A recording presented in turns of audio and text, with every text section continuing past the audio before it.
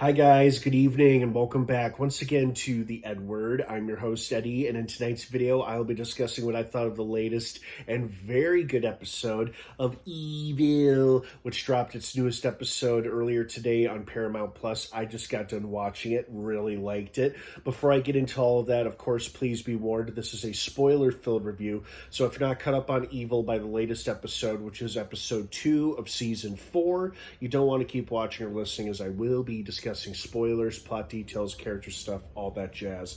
That being said, you have been warned. Let's dive right back into it.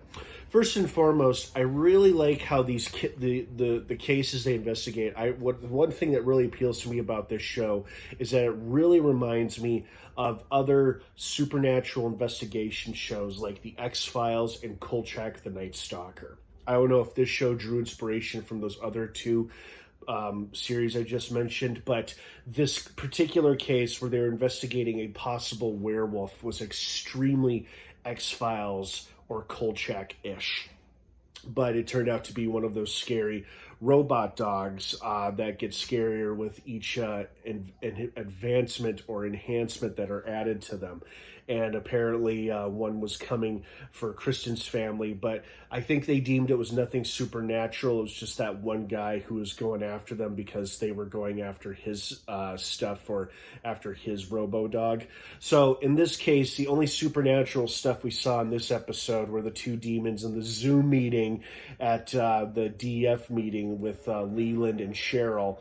And we didn't really see any other demons besides. Oh, there was the djinn that Ben is dealing with, of course. But other than that, we didn't get a whole lot of supernaturalness in this episode. But this still felt like a well-balanced episode. It touched on the Leland, Cheryl, Demon House storyline. We got further insight on that. It turns out there's a demonic prophecy that Leland and his followers are believing in and following, that apparently this Antichrist, this child, will supposedly be born per some demonic prophecy that will supposedly bring about an age of darkness, or perhaps just the dominion over Earth or something like that.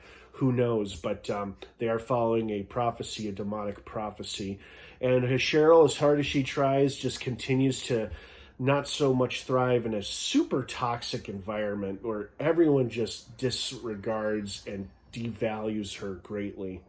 Mostly because she's a woman and the misogynistic demon manager rewards her by giving her a new office, but it's crap, and it's literally, the ceiling is low to the ground, and literally she is seeing the men on top of her, literally walking above her, literally looking down on her. And of course she's like, I'm gonna get you assholes. So I'm curious to see if Cheryl's allegiances will finally shift back to the good side before this season is over, before the show ends. We'll see.